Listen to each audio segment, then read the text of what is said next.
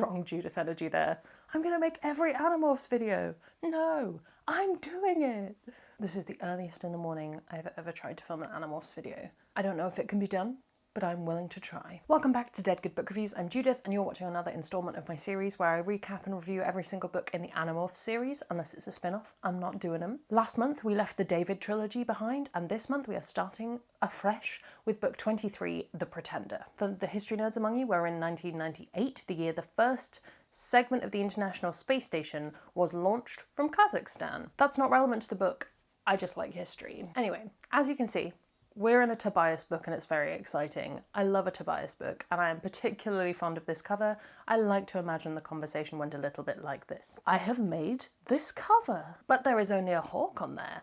How will they know he is a teenage boy? But he is a hawk. This will never do. Include him looking incredibly ghostly in the background as a teenage boy. Oh, like have him be a part of the morphing thing? No, just stick him in, we don't have time, and if the bunny rabbit's wings could look like chicken nuggets at one point, that would be great too.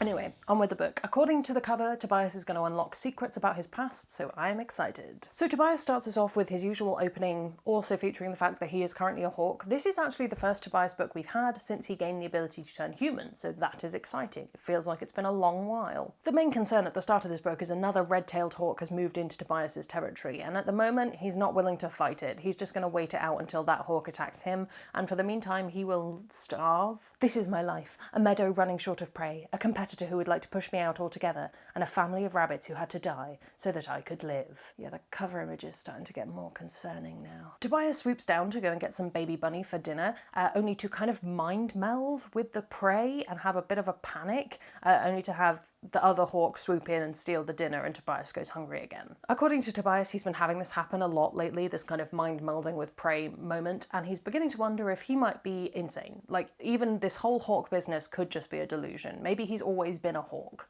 Very scary stuff. Still, he's hungry, so Tobias flies off and spots some raccoon roadkill, and he chows down. Unfortunately, Rachel does spot him, which is pretty embarrassing. What could I do? I flapped my wings, skimmed across the pavement, and finally soared into the air. She might believe I was some other hawk. She might. Or at least she would pretend to. Good friends pretend they don't see you eating old raccoon meat. 2 days later, he sees Rachel again. They've been resting since the events of the previous 3 books, which honestly I can't blame them for. I needed a break as well. Hi, Tobias, she whispered. Oh, sorry. Hi, Tobias, she whispered. Animorphs ASMR. Hi, Rachel. Listen, about the other day. Something has happened, she interrupted. What? Someone's come around asking about you. Okay, maybe this isn't about the raccoon. So apparently some lawyer is going around saying that she is Tobias's cousin? It's in my notes. Yes, the lawyer is representing Tobias's cousin Aria, but this is all coming secondhand from Yerkified Vice Principal Chapman, so we're taking this with a hefty pinch of salt, like we're just tipping the salt container in. Rachel thinks this might be legit. Marco is more cynical. My father's lawyer, and some woman named Aria who is supposedly my cousin. It's a trap. Someone has figured out who I am. I'm also not sure why her name is significant, and maybe Aria is just a more common name now, post Pretty Little Liars, but they seem to think the fact that her name is Aria is reason enough for her to be suspect. But it does turn out that this particular Aria is keen on giving Tobias a home. So they go check out the lawyer, because when you're on the run from alien invaders, you don't just bimble about doing whatever you want. Right, guys? The lawyer's name, turns out, is De Groot, which made me laugh. Not really that important, it just made me laugh. There is an issue with this office in that it is set up so there is nowhere for them to conveniently hide, say, a grizzly bear, in case anything goes wrong. So the others are scattered about, ready to swoop in at a moment's notice. So Tobias lands in basically the only spot that's available to do so, and morphs human. We get a brief mention that it's because of the Elemist that he's able to do this, which made me concerned that the Elemist is going to come back, but we'll see. Like smart friends, they have left Tobias a set of going to see a lawyer clothes in a bag inside the bin, so he manages to pop those on and heads on inside. The first thing we learn from the receptionist is that it's pronounced De Groot, like goat, which is disappointing. It should have been De Groot. De Groot seems like a nice enough guy. He offers Tobias a drink, but it's concerning to Tobias that it'll take Rachel quite a long time to knock through the nearby wall of the laundromat if anything goes wrong. You know, normal concerns you have when visiting a lawyer's office. Tobias quietly confirms that he is not in fact staying with a relative, as everyone has been led to believe, but De Groot's not concerned with that. He is concerned with the fact that the man who Tobias thought to be his father may not in fact have been his father. Look, Tobias, I'm going to be level with you. My father used to run this office. He's dead too. He left this document along with the rest of his client's papers. But on this, he wrote me very specific instructions. Very specific. On the date of your next birthday, your father's last statement was to be read to you, if at all humanly possible. This all seems very weird, and at this point, I think I would cut my losses and leave. But it turns out that cousin Aria is a wildlife photographer, and she has been away wildlife photographing for quite some time, but she's back, she's staying at a hotel, and she wants to meet Tobias. In the meantime, he has to wait for his birthday to hear what's in the document. He doesn't actually know what date it is at the moment, but there we go. I left the office and walked to the convenience store. Axe and Marco studiously avoided noticing me. Axe's human morph face was smeared with something I could only hope was chocolate. Oh dear. In the convenience store, he checks the date on the newspaper, because that's how you check the date when you don't carry a phone, because it's the 90s and also you're a hawk. It turns out it's the 22nd and Tobias's birthday is the 25th, which is convenient indeed. Too convenient, Tobias reflects. This woman showing up, this lawyer stuff, it's all a little bit questionable. Tobias is heading to the rendezvous point when Jake Thought speaks to him from his birdie vantage point that there is somebody in a suit following him. A quick dash through an Applebee's kitchen and Tobias manages to lose his tail, confirmed by the birds above. He nips into the bathroom in a park and demorphs. Only then did it hit me, full force. Someone wanted me. Family wanted to take care of me. Unless, of course, what they really wanted was to learn my secrets and then kill me.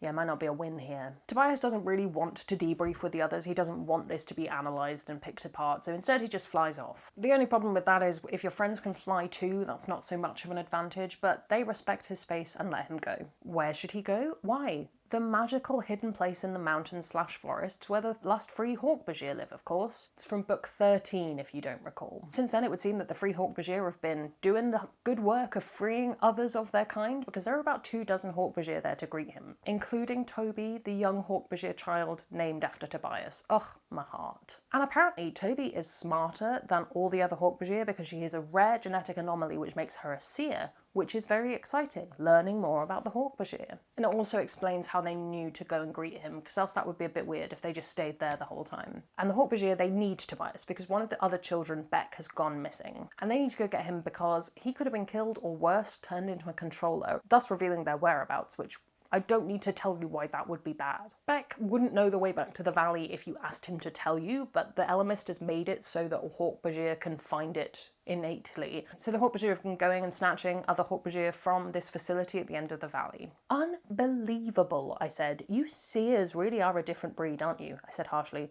You're looking for the day when the Yeeks leave, aren't you? You need enough numbers so that humans don't just slap you all in a zoo. I mean, yeah, humans suck. Do we not know this at this point? I would think Tobias would be on side for let's make it so there's enough of us so that the humans cannot exploit us. It was way too easy to see a day when the Yeeks were defeated and these Hork-Bajir were left behind on Earth. What would happen to them? Humans didn't exactly have an unblemished record for tolerance for different races. After all, before this valley had belonged to the Hork-Bajir, it had probably been inhabited by Native Americans. Yeah, I wouldn't trust humans if I were a Hork-Bajir. I don't trust humans and I'm another human. Tobias needs to let Jake know about all of this, so he has to head off. But he'll be back for the Hork-Bajir soon. Back in the meadow, and once again we have these two hawks, one prey moment. Tobias mind melds with the bunny. We've come full circle back to the beginning, but in this case, as it happens, he doesn't know what else to do, so he does what all of us would do in a terrible situation and just screams, "Why me?" at the sky. In the barn the next day, Tobias is doing his usual, keeping an eye out while they all chat, and Marco makes an incredibly topical Ben-Hur reference. Fun fact about Ben-Hur, it had inflatable crowd scenes. Okay, Jake said, we have a lot happening at once, and we can't blow any of it. We need to find out if DeGroat is for real or a controller. We need to find out the same about this possible cousin Arya, and we need to try and find this little lost Hork-Bajir. Overwhelming to say the least. I hate to break it to them, but there's also a world leader who's a controller out there. Like, remember, guys? The theory the Animorphs have is that if the baby Hork-Bajir, Beck, was picked up by just humans, the likelihood isn't that they've taken him anywhere. They would just see him as a severely deformed animal before they saw him as anything else. They would probably either take it to the hospital, call an ambulance, or put it in a freak show. Because yay, humans. For the sake of clarity, I'm just gonna let Jake tell us the plan. Okay, Marco, get on the internet and look for any news reports or whatever. Axe, you help him. Cassie and I will go back to the valley entrance, morph wolves, and see if we can pick up Beck's scent. Rachel, you're with Tobias, figure out if DeGroat and this Arya woman are controllers, follow them, watch them. Rachel morphs into Eagle, and Tobias has a weird moment of like, I'm very attracted to this girl and she's even hotter when she's a bird. A bit hard to get past the I saw you eating dead raccoon zone though. So Tobias has actually already been keeping an eye on Arya, so he actually knows which hotel she's in and which room, because this hotel has abysmal security. While they're flying over there, he debates telling Rachel about his two-hawk problem, but if there's one thing we know about the Animorphs is that they don't tell each other anything until it's far too late. From outside the hotel, Rachel's eagle eyes, which are evolved to see through water and thus can see through glass, she spots a woman who is in a dress that is at least 4 seasons out of date, thank you Rachel, and she has a lot of camera equipment and stuff. It's probably the cousin. Tobias waits until Rachel says it's cool for him to look because the woman's finished changing, which is nice of him. And Tobias doesn't think Arya looks anything like anyone from his family, but he might have a totally different dad than he thought, so who knows. Sometimes I wondered if it was all an illusion, that I'd never had a mother and father, that I'd never really been human. I was a freak of nature. No, that wasn't right either. Nature at its most perverse could not create me. I was a freak of technology, of alien technology. I hope everyone was prepared for an existential crisis today. So the plan is to keep an eye on her as best they can, because if she's a controller, she'll have to go to a Yeerk pool within 3 days. But she gets a phone call and hops in a cab, so it is time to go on the trail. It's super hard to fly at the same speed as a car because you're reliant on thermals, so instead they land on the top of a police car that's following them. Just these 2 birds on a siren. Intense. They're nearing the airport and they spot a helicopter taking off. I have another really bad idea, I said. This is them. They're on a car. I'm imagining this shouting in ThoughtSpeak. No, I'm doing it, I yelled. Strong Judith energy there. I'm gonna make every Animorphs video. No, I'm doing it. Tobias hooks onto the bottom of the helicopter like a pro, but it turns out he didn't need to do that because Arya was getting out of the car. Not sure why this was included in the book. The structure they've reached is kind of one of these, like, off the side of the road places called Frank's Safari Land and Putt-Putt Golf. So why on earth is Arya here? I banked a turn and went low to check out a sort of marquee that advertised to passing cars. It was one of those signs where they use big plastic letters. The sign said, "All new deadly midget freak, the living razor." That would be why. That's the book's choice of words, not mine, by the way. In order to get in, Rachel distracts the guard by stealing his toupee, and they get inside the giant pirate ship, fake pirate ship for Putt-Putt Golf, and demorph back to human, or Hawk then human. Okay, what did you do with the poor man's toupee? Well, let's just say one of those alligators has a whole new look. They have a bit of a walk around this zoo, and it is not a nice place for animals, and Rachel reflects that they probably actually could bring Cassie at some point and break all these animals out, because this is the kind of thing that would make Cassie mad. And of course, in a cage, there is the young Hork-Bajir. Frank has no idea what this thing, which was brought to him by somebody who found it on the side of the highway, is, but he sure is shooting gonna make a lot of money selling pictures of it to the press. So Arya basically makes a comment about maybe not putting the animals in such terrible cages, and then she just leaves as a black limo comes to pick her up. Who is this woman? So they get together. They all agree this is almost certainly a trap,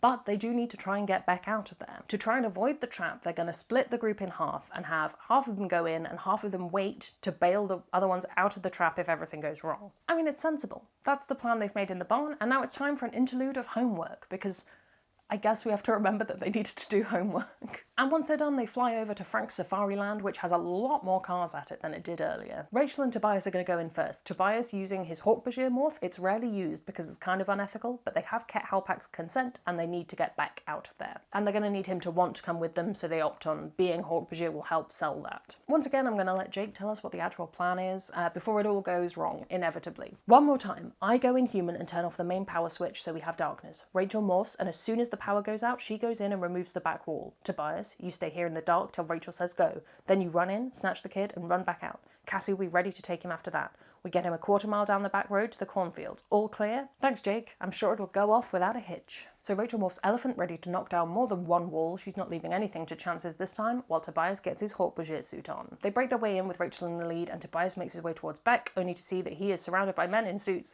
carrying Yeerk Draken beams, because of course they are controllers. Have you not been paying attention? These controllers assume that Tobias is one of the escaped Hork-Bajir, which genetically he is, so a fair assessment, but these particular controllers are mainly concerned with the humans never finding out there has been an alien invasion, so they're not going to be concerned about leaving Tobias / Ket Halpak alive. Fortunately, I was not alone. I never even saw the wolf till it was on the controller, its big jaws clamped down tight over his gun hand. Cassie is great, and she deserves more badass morphs than just wolf. I'm just saying it. I'll keep saying it until she has more badass morphs, although she does have a whale morph. Gorilla Marco, with his amazing opposable thumbs, takes care of the cage by tearing it open. "Come with me, Beck," I said to the terrified Hork-Bajir baby. "Ket Halpak? Yes." come. Just why not tell him it's Tobias in Morph? The Hork-Bajir like Tobias. How young is Beck that he can't understand? I don't know. Let's not question it. Tobias gets shot. Elephant Rachel is letting all of the animals out of the cages. It's true Animorphs chaos. They end up completely surrounded on all sides by controllers, because of course they do. And then who should turn up? It's everyone's favourite slug in an Andalite suit. It's Visser 3. And Visser 3 is morphing, which means we're going to encounter yet another fun, deadly Visser 3 alien morph. Poor, stupid Hork-Bajir, Visser 3 said, dripping fake pity. You can't even imagine I imagine him very, very posh in English at this point. You can't even appreciate the magnificence of this morph. It's called a caftid. Gotta have a bit of monologuing, or else it doesn't count. Seahorse-esque head? Frog skin? Was there anything else? Wings? It's confusing, and I'm not surprised I couldn't find a picture of it. Oh, and it can spit acid, which is proven because it immediately does that at Tobias. Ha ha ha, Visser 3 exulted. Are you ready to surrender, Hork-Bajir? You're not a fighter. Your people were meant to be our slaves. I've made so many comments about Visser 3's dialogue at this point, I don't think I need to make any more. Tobias, being Ket Halpak, pretends to surrender, only to sweep out the Visser's legs. This works, but it really only provokes Visser 3 to spray acid at the child, so Tobias has to leap in front of the child and take the acid spray himself. Thankfully, there's a nearby lagoon where he can instantly dilute this acid. But Tobias forgot to grab the kid, and now the kid is gone, and so is the Visser. Time for some more yelling at the sky, methinks. So yeah, Tobias is thinking through the potential catastrophic consequences of this mistake, where he's basically doomed all of the free Hork-Bajir. All because of me. Because I'd let pain distract me. Because I wasn't focused. That had been the human in me. The human in me had given too much weight to pain. A hawk knew better. A hawk didn't care about pain. We're in the meadow, and Tobias is reflecting that it is this human in him that's making him unable to hunt like a hawk should be able to. He's not a real hawk. Maybe he should just give this up, morph to human, wait 2 hours, and be right back where we started, a boy with no morphing powers. What a sickening life. What a disgusting creature I was. To live my life as a hawk, I had to fight another hawk. A bird fight? And over what? A rabbit? A few mice? I was going to fight that bird for the right to kill and eat rodents? Oh, I feel like you need to talk to a friend, Tobias. Is Axe around? Yes, he is. Have you eaten? He asked. I could lie. No. There is insufficient prey? Yeah, and one too many predators. Yes, I saw the other member of your species. I have no species, I said. I'm a one-of-a-kind freak. Axe is not usually great with human things, but in this instance, he recognises that the first thing you should do when you're in a place like this is maybe have something to eat. I can appreciate that. I am at my worst when I am also hungry. Axe thinks that he and Bird Boy should go and follow Arya again, on the grounds that she led them to the Hork-Bajir the first time. That can't be a coincidence. They take turns watching her in the hotel. She just sort of ambles about, doesn't really do anything particularly suspicious. She lives a perfectly normal life, it would seem. Nothing happens until later in the day when a little girl is almost hit by a bus and Arya, drops her camera bag on the floor and knocks the little girl out of the way, which is not controller behaviour. All we know is she's not acting in a way that a controller would, which isn't a guarantee that she's not, but hey, it's some information. My last excuse for remaining a hawk, for refusing to become human again, was lost. Now I could have a home. Now I could have a family. True, all of it true. Look, you and I know this isn't true. It just can't be. But let's have the optimism of an 11-year-old reading this, okay? Still very hungry and making poor choices, Tobias flies over to Rachel's for the night. While Tobias and Axe were spying on Arya, the others have met and discussed the Beck problem. They've decided that Visser 3's probably going to use him as bait at that facility the Hork-Bajir were talking about, so that's where they've got to go. Or at least that's what Jake wants to believe, I said resentfully. Yara and Ket and Toby trusted me with that information. Maybe Jake's just looking for an excuse to squeeze the Hork-Bajir to reveal this place to us. Oh yeah, the Hork-Bajir haven't told them where it is, because then it's a whole politics thing. Either way, that's the plan, because tomorrow there's a teacher conference, so they don't have school. Convenient. Tobias laments the difficulty of introducing oneself to a long-lost relative when one is a hawk, but Rachel points out Tobias doesn't have to be a hawk. I don't care that you ate roadkill. Stop being an idiot. I care about you, and when I see you doing that, I know things are going wrong for you. But you're off in your own little hawk world and no one's allowed to help you. You'd rather starve than ask for help. You can't even admit that your life may suck, because then you'll feel weak. The true emo boy struggles. But if he goes human, I know you guys would all be nice to me, but I'd lose all of you. I'd lose being an Animorph. You wouldn't lose me, Rachel said. We then get a fabulous monologue from Rachel where she talks about how this is beyond Montagues and Capulets. We are not even the same species currently, Tobias. This is a difficult thing to deal with. Tobias, it's tomorrow, by the way, your birthday. I had Marco hack into the school records. It's tomorrow you have to see the lawyer and Arya. Whatever happens there, whatever you decide, come see me afterward, okay? Maybe we can have a cake with a candle. I spread my wings and flew away. not a super productive conversation. And we're back in the meadow for round 3 of which Hork gets the rabbit and will he have a vision. It was the human in me. I had to fight it. If I wanted to be a Hork, I had to destroy the part of me that felt, the part of me that cried for the creatures I killed. It's feeling very Vampire Diaries right now, isn't it? That does it, I told the other Hork. This is stupid. I'm not fighting you. I'm not going to kill those helpless creatures. I'm done with this. I'm a human being. So he goes down to morph human to give it all up. But now is not the time, he realises. They need to get Beck back first. After that, he's going to go human and go and see Arya. So eat some roadkill one last time and let's go. It was my birthday after all. A good day to be reborn. I can't unsee the vampire connotation now. Just feels like Vampire Diaries. Then they go back to the magical Hork-Bajir Valley and they say, you know, we messed up. We need to know where this facility is so we can walk willingly into this trap and hopefully come out of it okay. Toby said, this is a trap. But it is a trap because the Yeerks expect us to come after Beck. We must do the unexpected. We must surprise them even as we step into their trap. Make Toby the leader of the Animorphs, I mean. Do they still have the cube? Could we have an Animorph Hork-Bajir? I'm down. Toby got a hard look in her eyes. Attack. Destroy the entire facility, even if it means destroying other Hork-Bajir, even if it means losing Beck. Okay, maybe not. I'm undecided on Toby. A bit of war ethics that I don't feel the need to explain right now. Essentially, the good of the many outweighs the good of all of that stuff. And then they head off. 10 Hork-Bajir and 6 Animorphs. Tobias's maybe last battle. One of the Hork-Bajir remarks that actually him and Tobias have fought before, but he's a free Hork-Bajir now, so no hard feelings. Maybe there is a way for humans to buck the trend and make living peacefully with Hork-Bajir possible after all. Maybe. Probably not. Get pushed, push back. The only way. No, not the only way. There was another way. Don't push to begin with. It's the aggressors who start the cycle. It's the guy who wakes up in the morning and decides he can't get through the day without finding someone to attack, to insult, to hurt. I guess the benefits of a 50-plus book series is you really do get the time to delve into some of these ideas. And maybe Tobias isn't that unique after all, because there's quite a lot of people who do struggle with these human predator instincts. I guess the trick is to figure out when to do which thing, when to fight, when to let up, a balancing act. And even if I went back to being fully human in body and mind, that balancing act wouldn't go away. Maybe realising that should have made me feel bad, but it didn't. Just made me feel human. So they get to the middle of the forest. There's this facility covered with hologram projectors. We're all familiar with them at this point. So they've dealt with a bunch of human controllers on the way by stringing them up in the trees. They dealt with some Hork-Bajir controllers by burying their heads in the sand, which is apparently a great way to keep them unconscious. Who knew? So they're through the hologram and looking down at this big hole, which has a big Yeerky Draken beamy structure at the bottom of it. Is it powerful? It could vaporize entire mountains on your moon, he said flatly, or destroy an Andalite ship in orbit.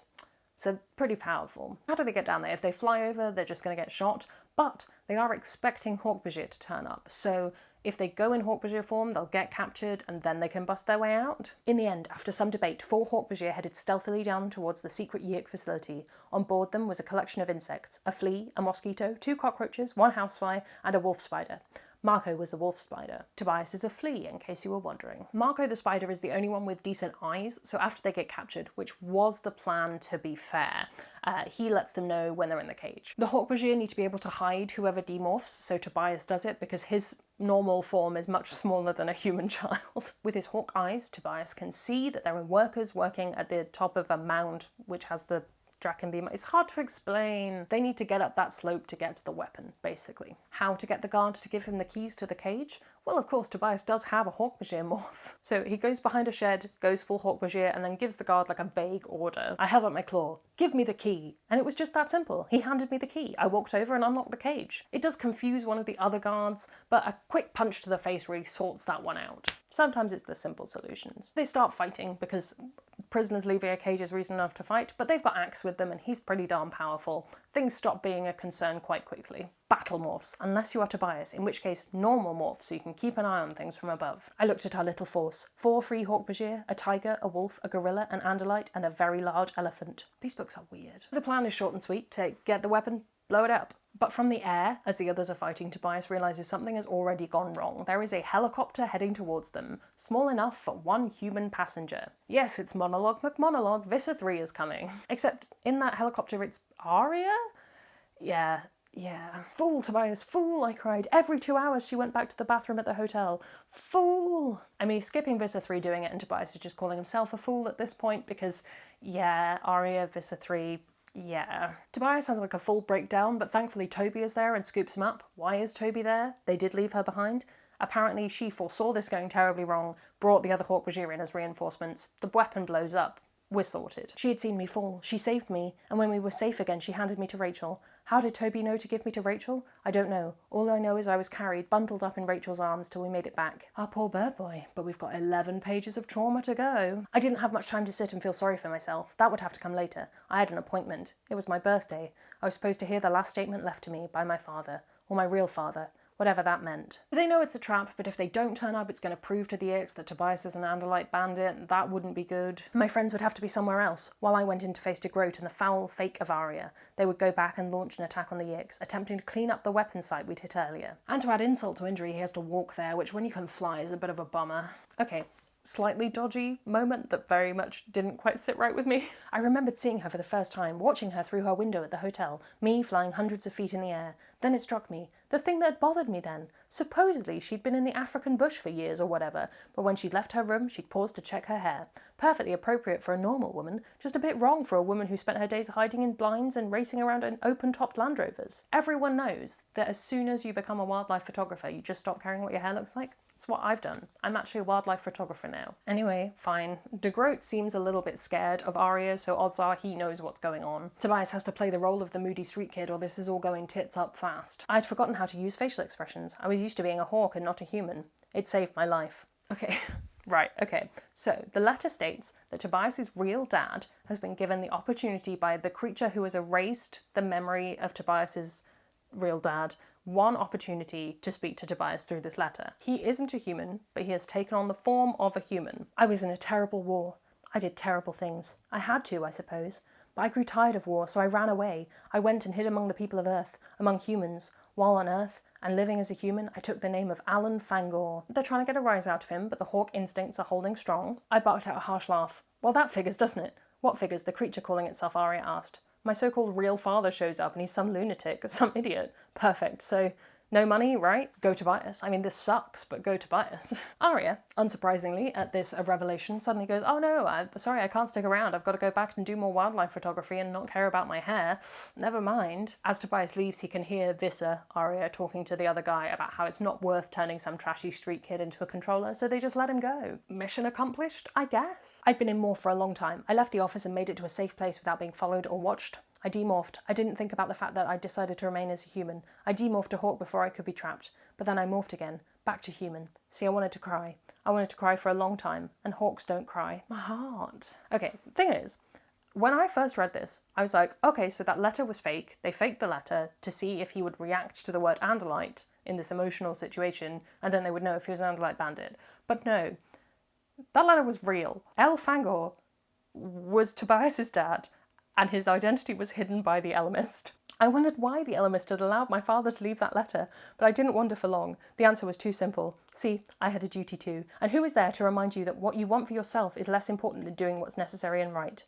Message received, father. Message received. I can't. There was absolutely no reason this should be true. Oh. So taking a quick moment to grab a rabbit for a snack, you know, finally breaking through that predator-prey instinct, Tobias acquires the rabbit DNA, taking the prey within himself before he takes the prey within himself. I am, after all, the predator hawk. I kill to eat, but I'm also the human being, and I can never take a life, not even for my own survival, without feeling. He morphs the mother rabbit and he takes care of the babies for her, which he will then presumably also eat. It was a confusing moment, but okay. Sorry, my brother Hawk, I said to the shadow of death above me. There's nothing left for you in this meadow. These little ones are under my protection now. I guess he's not eating them? I don't know. Then, to round off a confusing book, he flies over to Rachel's house and he blows out his birthday candle by flapping it with a wing. And that's the end of this book. Now, I have often said Tobias books are some of my favourites because I think he has some of the most interesting stuff that he needs to explore.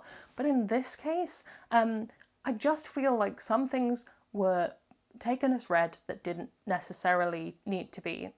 And now I'm interested as to how we're going to explore Tobias being half Andalite, but the Andalite was in human morph, so presumably he's genetically some human that Elfangor acquired. I don't know, and frankly, I've been talking for far too long and I need to go to work because it is first thing in the morning. So, thank you so much for watching. If you enjoyed this video, thumbs up, subscribe. It would be wonderful to have you around. Come hang out on Discord where we can chat about Animorphs. It's all linked below. You can follow me on all of my social media. That's a good time as well. That's all from me, and I will see you in the next one. It's gonna be some bloopers now. We're in 1989, the first For history nerds among, it turns out it's the 22nd, and it turns out they're nearing the airport and they spot so Rachel Morph's element.